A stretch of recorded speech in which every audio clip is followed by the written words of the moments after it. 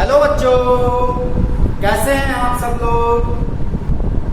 I hope आप सब लोग जो है अच्छे अच्छे कामों में व्यस्त होंगे, साथ में पढ़ाई भी कर रहे होंगे। आज मैं आप लोगों के लिए लाया हूँ एक बेहतरीन सा चैप्टर क्लास 12 का मैट्रिसेस। आज की क्लास में हम बेसिक मैट्रिसेस के पढ़ेंगे। मैट्रिसेस क्या होता है, कैसे दिखता है, मैट्रिसेस को हम किस टाइप से रिप्रेजेंट करते हैं, और इसके साथ ही आज हम पढ़ेंगे मैट्रिक्स के टाइप्स और साथ में कुछ न्यूमेरिकल भी करेंगे। चलिए शुरू करते हैं एक बेहतरीन प्यारा सा चैप्टर आप लोगों के लिए, matrices.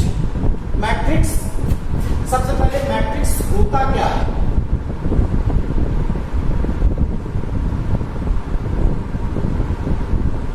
A matrix is a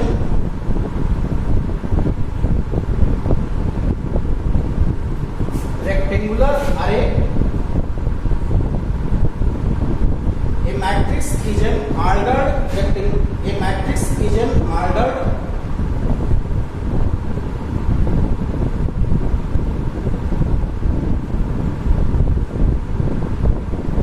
rectangular array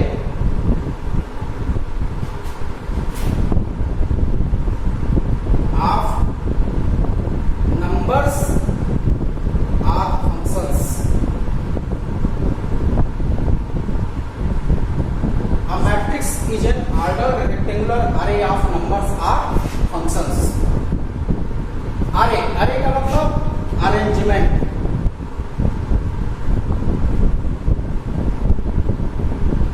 एक मैट्रिक्स रेक्टेंगुलर अरे होता है नंबर और फंक्शन का।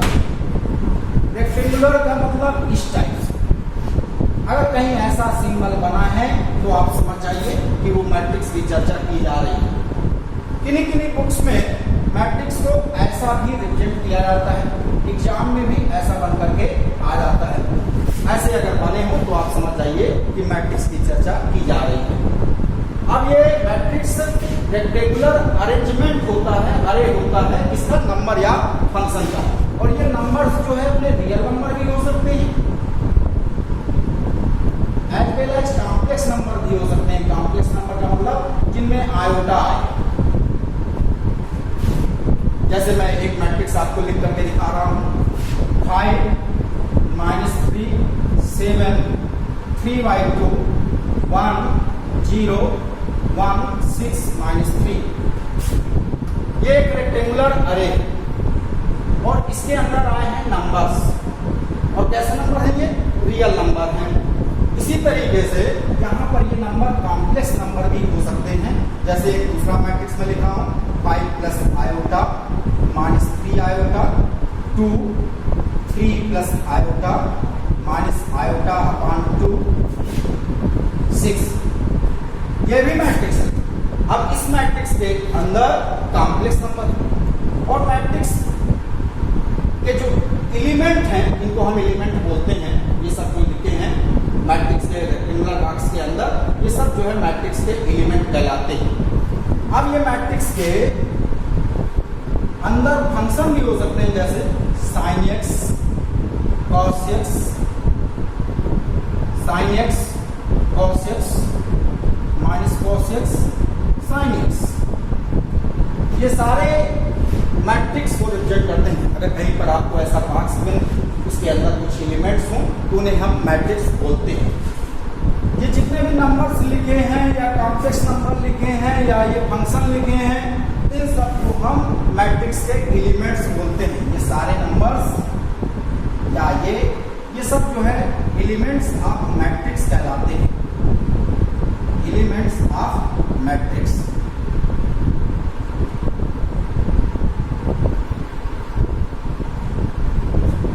किसी भी मैट्रिक्स को हम इंग्लिश के कैपिटल लेटर अल्फाबेट से रिप्रेजेंट करते हैं। कैपिटल A, कैपिटल B,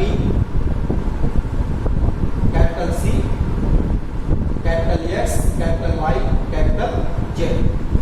इस टाइप से हम रिप्रेजेंट कर सकते हैं। जैसे मैंने इस मैट्रिक्स का नाम दे दिया कैपिटल A, इस मैट्रिक्स का नाम दे दिया कैपिटल B, इस मैट्रिक्स का नाम दे दिया कैपिटल C। तो मैट्रिक्स मैट्रिक्स को हम इंग्लिश अल्फाबेट कैपिटल लेटर से डिनोट करते हैं। अब मैट्रिक्स के ये हॉरिजॉन्टल लाइंस कहलाती हैं row. Horizontal lines of elements in a matrix is known as row of that matrix. जैसे ये इस मैट्रिक्स की पहली रो है तो इसे हम बोलेंगे रो नंबर फर्स्ट। ये हॉरिजॉन्टल लाइन सेकंड वाली ये सेकंड रो है, इसको हम बोलेंगे रो नंबर 2 R2। तीसरी रो R3 और ये कहलाते हैं कॉलम। ये कॉलम नंबर फर्स्ट है, इसे हम C1 बोल सकते हैं। ये कॉलम नंबर 2 है, इसे हम कॉलम C2 बोल सकते हैं। और ये कॉलम नंबर 3 है, इसे हम C3 बोल सकते हैं। मतलब horizontal lines of elements in a matrix is known as row of that matrix. आला रे आला, ऐसी लाइनें एलिमेंट्स की मैट्रिक्स में कहलाएंगी row of that matrix. Horizontal lines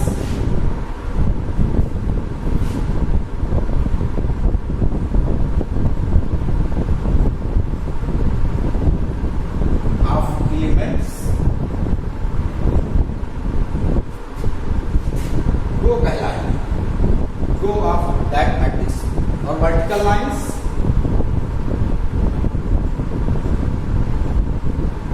of elements known as column of that matrix। अब ये मैट्रिक्स के अंदर जो एलिमेंट्स हैं इनके सबके कुछ स्पेसिफिक नाम। जैसे मैट्रिक्स ए में अगर हम चर्चा करें, मैट्रिक्स ए में 5, ये 5 आता है रो नंबर फर्स्ट और column number first. Row number first और कॉलम नंबर फर्स्ट। तो इस 5 का जो स्पेशल नाम है इसे हम बोल सकते हैं A11। ये पहला वाला 1 रिप्रेजेंट करता है रो को और सेकेंड वाला 1 रिप्रेजेंट करता है कॉलम को।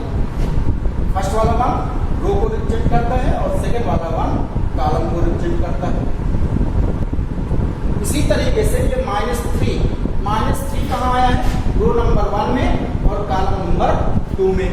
तो इसे -3 क्या है? -3 A12 पहली रो, तीसरा कॉलम 7 क्या है? A13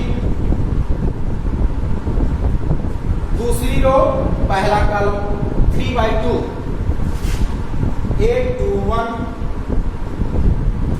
दूसरी रो, दूसरा कॉलम A22 दूसरी रो, तीसरा कॉलम 0 A23 तीसरी रो, पहला कॉलम A31 6 क्या होगा? A32 और -3 क्या होगा? A33। अब इसी पर एक छोटा सा क्वेश्चन बन जाता है।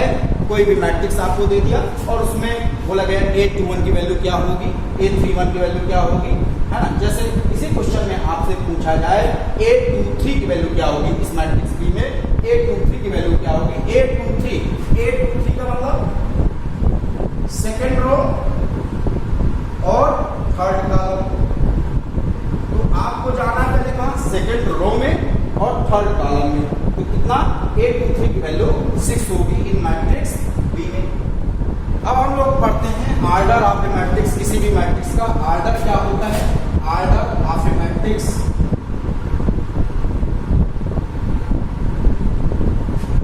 किसी भी मैट्रिक्स में जितनी रो है बाई जितने कॉलम है। जैसे एक मैट्रिक्स में लिखता हूं, मैट्रिक्स A -2 3 6 8 7 4 1/2 3। सबसे पहले इस मैट्रिक्स में रो कितनी? 1 2 आला रे आला रो। कितनी रो है? 2 रो। तो इसमें 2 सबसे पहले लिखा। कॉलम कितने हैं? 1 2 3 4। कॉलम 4 है तो इस मैट्रिक्स का ऑर्डर हुआ 2 क्रॉस 4। मतलब मैट्रिक्स का ऑर्डर होता है रो क्रॉस कॉलम, रो क्रॉस कॉलम। और ये मैट्रिक्स ए का ऑर्डर है 2/4, ऑर्डर ऑफ मैट्रिक्स ए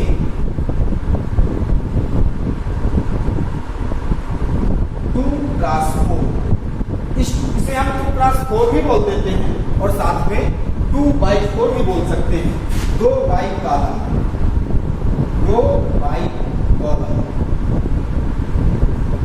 पढ़ने के लिए इसे हम 2/4 भी पढ़ सकते हैं।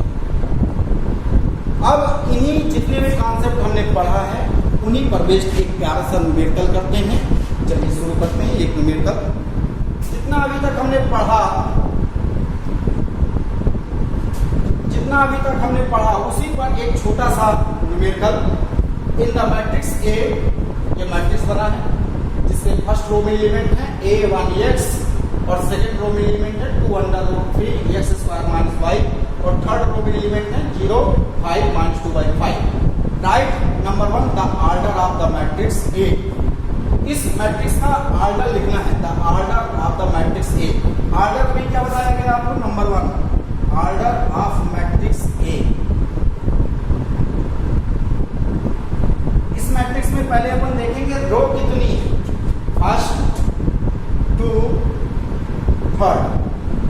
इस मैट्रिक्स में रो कितनी है? 1, 2, 3। कॉलम कितने हैं? 1, 2, 3। तो इस मैट्रिक्स का ऑर्डर कितना हुआ? 3/3। सबको समझ में आना चाहिए, चाहे वो राजेश हो, महेश हो, सुरेश हो या सुकन्या हो। सेकंड नंबर है द नंबर ऑफ एलिमेंट्स। कोई भी मैट्रिक्स जिसका ऑर्डर m/n है तो उसमें number of elements m × n होंगे। ये आप चाहे तो कहीं नोट कर लीजिए। Number of elements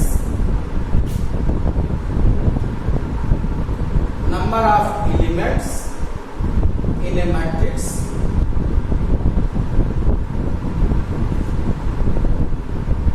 m × n, जहां पर m क्या है? नंबर ऑफ रोज और n क्या है? Number of columns. और ये आप चेक भी कर सकते हैं। कोई भी मैट्रिक्स में अगर m रो है और n कॉलम है तो उस मैट्रिक्स में number of elements m × n होंगे। इस मैट्रिक्स में कितनी रो? 3 और कॉलम कितने हैं? 3। तो 3 × 3 कितना? 9। तो इस मैट्रिक्स में नंबर ऑफ एलिमेंट्स कितने? 9 होंगे। आप काउंट भी करके देख सकते हैं। तो दूसरा number the number of elements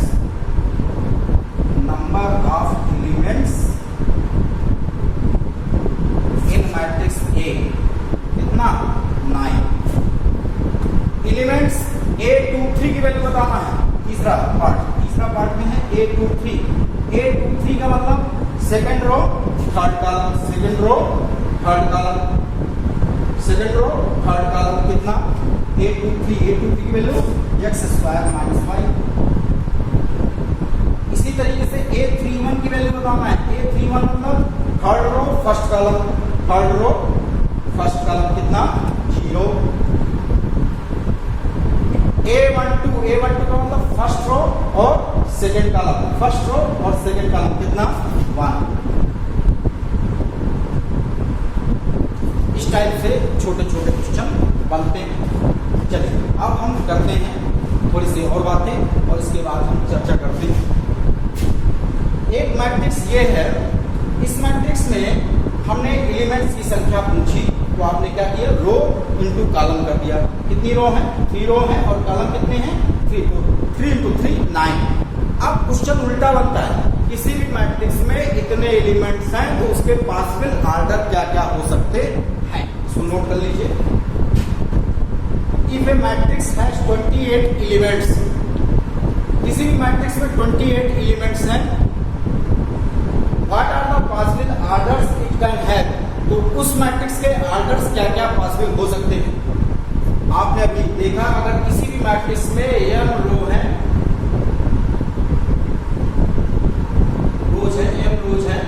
किसी भी मैट्रिक्स में m रोज है और n कॉलम्स है तो उसमें number of elements m × n होते हैं। Number of elements m × n होते हैं। ऐसी तो संख्याएं ले लेनी है जिनका इंटू 28 होता हो, वही मैट्रिक्स का ऑर्डर होगा। जैसे 1 और 28 पॉसिबल ऑर्डर्स क्या क्या होंगे? पॉसिबल ऑर्डर्स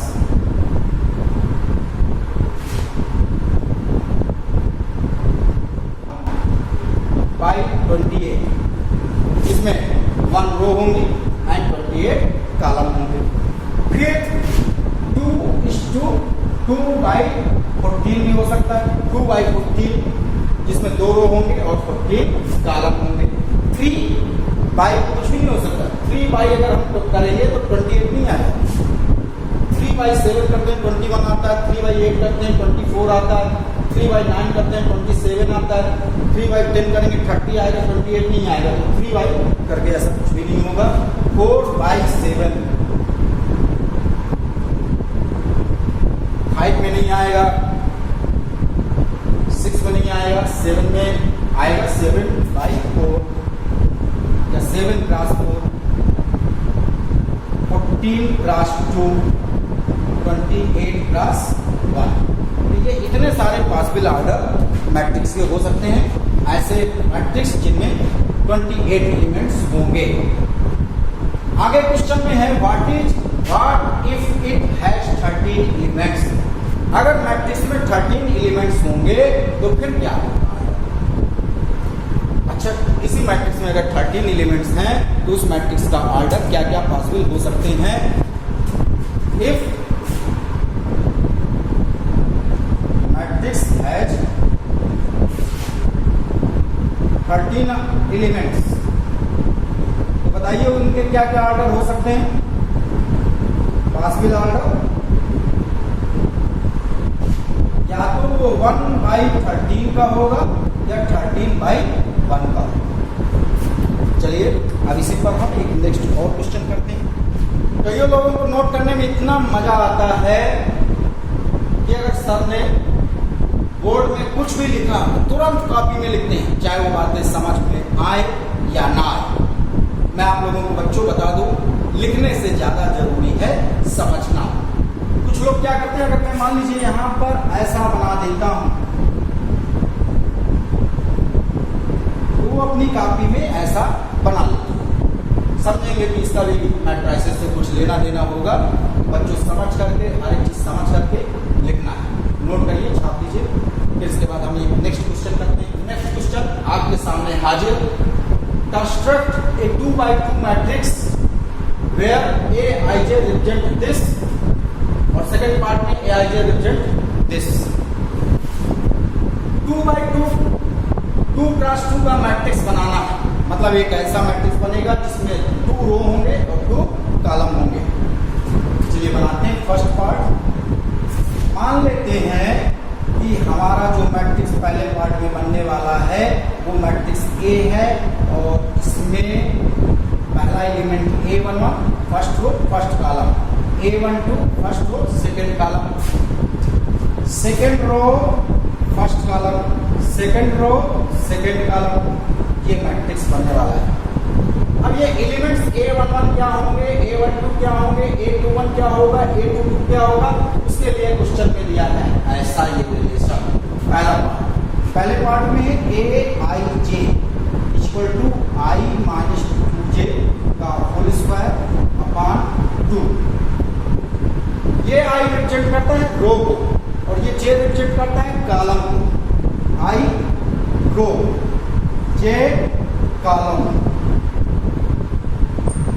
A11 कितना होगा, मतलब फर्स्ट रो फर्स्ट कॉलम। इसी रिलेशन में हम I की वैल्यू पुट करेंगे 1 और J की वैल्यू पुट कर देंगे 1। I की जगह कितना पुट करेंगे, ये I है 1 और ये J है। I की जगह 1, J की जगह 1 माइनस 2 इंटू I, 2 इंटू 1 का होल स्क्वायर अपॉन 2। कितना हुआ बच्चों, 1 माइनस 2 मतलब -1 का स्क्वायर अपॉन 2 मतलब 1/2।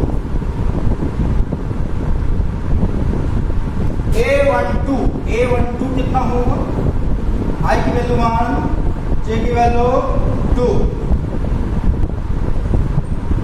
I1 J2, 1 - -4 कितना -3 का स्क्वायर -3 का होल स्क्वायर अपॉन 2 9/2। इसी तरीके से बच्चों A21 कितना होगा A21 दिस I की वैल्यू कितना 2 J की वैल्यू 1 I की वैल्यू 2 J की वैल्यू 1 I की वैल्यू 2 J की वैल्यू 1 2 -2 into 1 का होल स्क्वायर अपॉन 2 2 -2 कितना 0 0 upon 2 0। A22 second row second column I की वैल्यू 2 J की वैल्यू 2 I की जगह 2 पुट करेंगे J की जगह पे 2 पुट करेंगे 2 -4 -2 का होल स्क्वायर अपॉन 2 कितना 4/2 मतलब 2। फर्स्ट पार्ट में जो हमारा मैट्रिक्स A निकल करके आएगा वो मैट्रिक्स होगा A11 की वैल्यू कितनी 1/2 A12 की वैल्यू कितनी हो गई 9/2 A21 की वैल्यू कितनी हो गई 0 A22 की वैल्यू कितनी हो गई 2 छक्का। दिस इज आंसर पहला वाला पार्ट हो गया। इसी तरीके से आपको मैं सेकंड पार्ट करके दिखाता हूँ और ऐसे बहुत सारे क्वेश्चन एनसीईआरटी बुक में एक्सरसाइज 3.1 में दिए हैं। आप उन्हें कोशिश करिएगा, नहीं आएगा मैं बताऊँ जिसके साथ कोई नहीं उसके साथ मैं बताऊँ। चलिए सेकंड पार्ट करते हैं, नोट कर लीजिए।